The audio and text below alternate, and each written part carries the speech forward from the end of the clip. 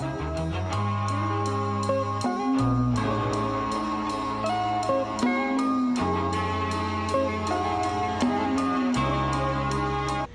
guys, welcome back. Thanks for tuning in for another video. I recently got a request on how to remove the backing of a Dodge Challenger seat. So if you guys didn't know, if you have to do any work to a Dodge Challenger seat, this cover right here needs to come off. And if you've never taken it off, it can be a little tricky. So let me show you guys real quickly how to do this. And let me get inside the car real quick.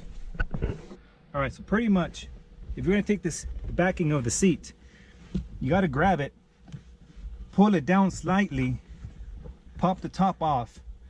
Then now the clips on the top came off. So let me see if you guys can see this. There's a clip right there. Now since we pulled it down and got the top off, now the side clips you got to press inward and pop it off. And then pretty much guys, that is it. Then you just lift it off. Those brackets right there. It's like a little channel. And that's it.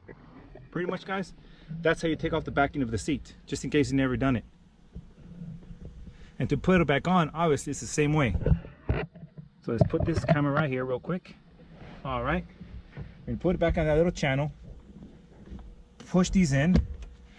When you pull it up, those brackets on the top should be engaged. There you go. It's good to go guys.